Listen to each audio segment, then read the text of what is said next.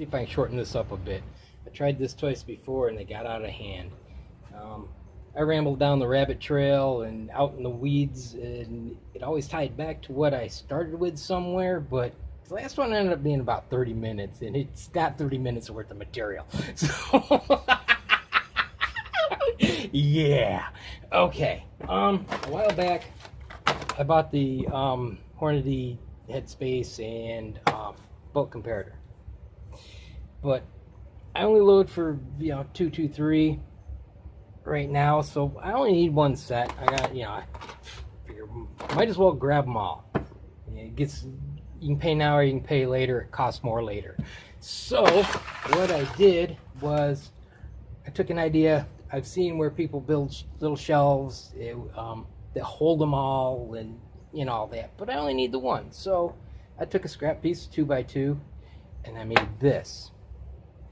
I took my 20 mil Forstner bit and my 10 mil Forstner bit and a chisel. So I drilled two 20 mils and then I drilled two 10s side by side and then just squared it off. And I can't remember what size drill bit I used at the moment, but it was like one size smaller for the Allen key. And what I can do is I can turn it to the side and I don't have to remove it, so I always know where it is. Oops. Well, they're not bullets, but I'm dropping things. So there's that. And later on, I increased my arsenal, need more. Not sure right now if I'll make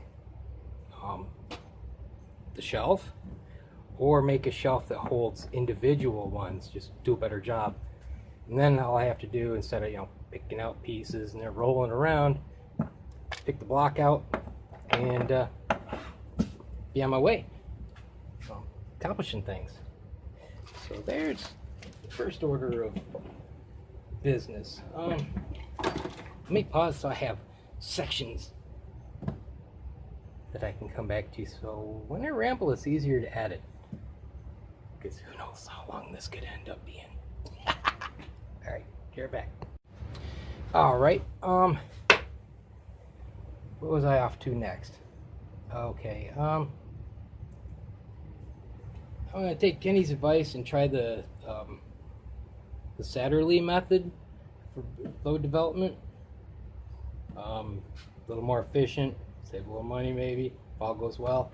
So I went the JRB way, except this is resized and not fire formed.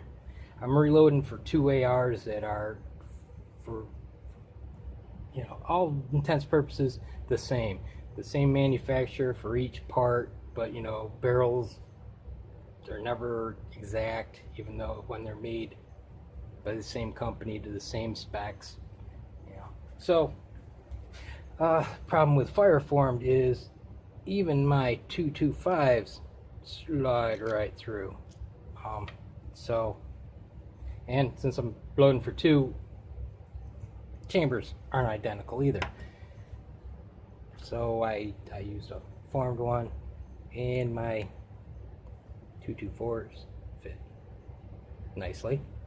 I sacrificed a fine piece of Perfecta, and as you can see, and we all know, Perfecta means exactly the opposite.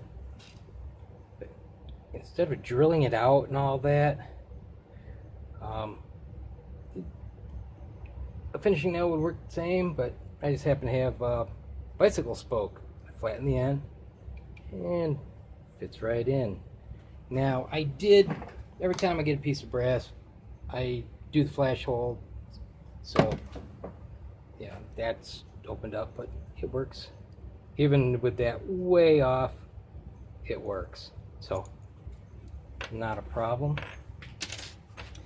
Because Saturday says go start 20 thousandths off the lands, and I've been going 2.20, so I'm way off the lands. So I have to see if these will even do it. And Kenny's had a lot of good advice over the last couple months, and I've taken much of it. and a few purchases. But yeah, doing that. So I also have an RCBS precision mic, but kind of the same deal. These are, you know, not the bullet you're using, so, and getting it right, but I can compare them and just see how far off things are, and yeah, a little more info is always good.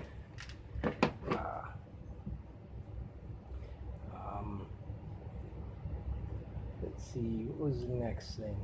Yeah, I took Kenny's Vice Spot up. Got an Athlon scope. I think of the model right now. It's an MOA 6 to 24.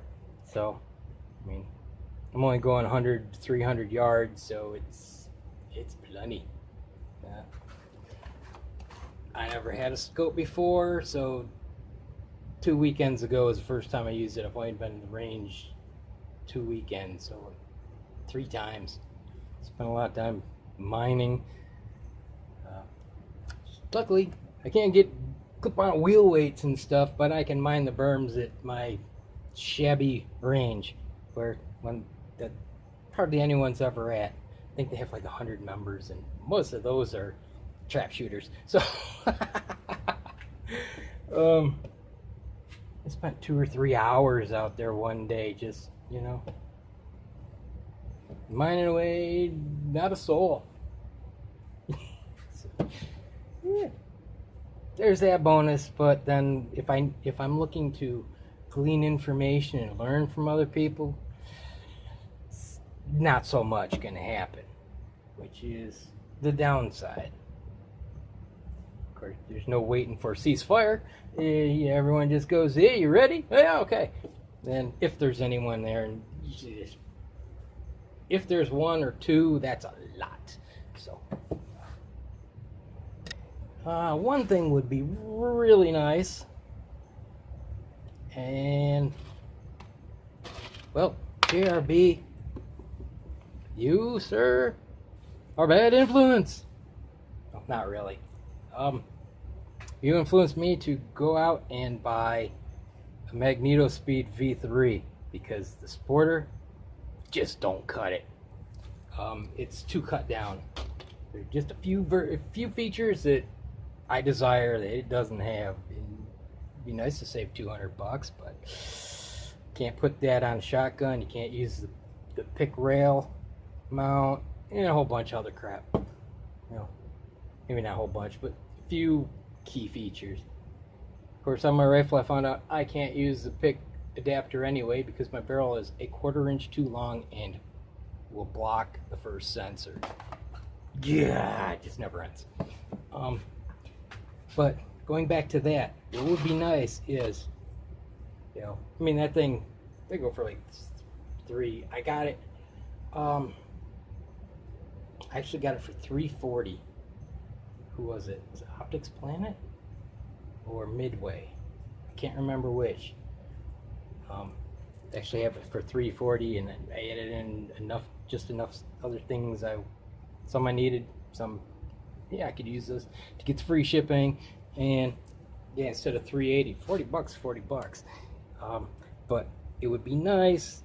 Thing I can't do with it is set it down range to get ballistic coefficient, and I wasn't gonna splurge the extra for the lab radar because, well, the beauty of the Magneto Speed is setup time. There really is none. A couple minutes. Once you get it, you know, all the spacers and stuff figured out, it's there. You just, you know, strap it to your barrel and plug it in, pull the trigger. Versus, you know, all the other, you know, the standalones where you gotta, you know, fiddle and fuss and spend 20 minutes or, you know, whatever. Probably the first time anyway. The lab radar, you can set down range at 100 yards and it will figure out the ballistic coefficient. And there's nothing on these, obviously, and that would be really nice to know. So if anyone is set up where they can calculate the ballistic coefficients, get with me. we'll work something out. I did crack my base punch for my point forming die, so that is getting replaced. But when I get that, and hopefully the casings that Kenny sent, which seem to be lost in the mail, I'll be able to get back at those. What's some of the other stuff I was rambling about that was actually fit in here? Tracked down one of those champion bench rests like Willie has, the premium that they quit making this year. So yeah, trying to find ones like pulling hen's teeth. And I still had it in my Amazon wish list, and one popped up, a damaged box. So yeah, got a decent price. There's nothing wrong with it. So you know, there are things they could have done better with it. They're kind of minor, could be modded. Saying he got his for $50. I guess a couple places had them on sale at one time. The old 2020. If you would have known then what you know now, should have stocked up on those things. Because if you can find one, a new one, heck, even eBay ones, you're not going to touch them for under $150. My damaged box is $120. So yeah, it was new. There were still parts in wrappers. So yeah, it just, there's a couple little things that need to be, you know, tweaked, and you know, things they could have done better, but for the most part it's a solid beast. But yeah, that's something.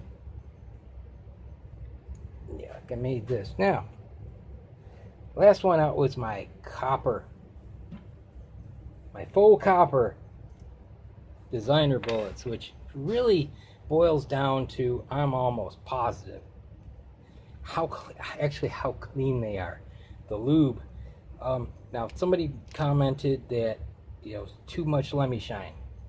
Now I use my normal amount, my quarter teaspoon in a Frankfurt Arsenal. That's what I always use, and they come out like this. But in the early days when I first started, last year,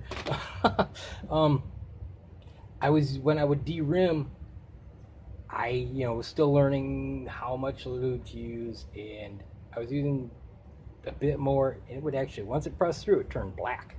I don't know if it's pressure, what the deal is, but it changes color. Using less, it barely does. So there's a lot of lube on them. They've been sitting around, and yeah, first couple washings, well, the dark ones, and then I cleaned the pins, did them again, and they came out. Well, this, I didn't think to do this before, but in a casing, well, this is the normal ones. Yeah, these cases aren't the cleanest, but in fact, this one's fire formed, so I probably should get one that's not. Yeah, this one's that size. Pretty dang close. But you can see the difference. It's like a shiny copper, not the deep, deep copper, but they definitely have a difference. And a lot of people, I bet, would not notice that difference. So I think that's pretty cool. Well, yeah, so if anyone is set up where they can calculate ballistic coefficient with their chronographs, I guess you can do it using two, I don't know, maybe certain ones. I read something, but I forget what it really said, so don't quote me on that. But that'd be really cool. I get my base punch, make up different weights and stuff. They say they're all the same nose profile, but the length of the body, the bearing surface. Yeah, that's it, the bearing surface. Gotta do my Alex impression. Whether I intend to or not. I never actually intend to. That would be super cool. And can make some up, send them out. Once I get those casings, would be really cool is someone who has a couple rifles, different twist rates, something where you could, do those 90s or whatever I can actually put out. I know theoretically I could do 100 grain, but I don't know if it would actually form properly. But if it does, and someone can test it and then put it in some gel, woo, that would be awesome. That would make my month. Yeah, I'm sure. I mean, Kenny did the 77 grains, but 90 or 100 would be interesting too. Just that much more weight explosion. How much more would it grenade, or would it hold together? Yeah, who knows? It would probably detonate versus just But it would be cool. Like, anyone seen his video? He did it 100 yards over a chronograph, and well, we're not at 30-minute mark yet. That's pretty good. We're about half that.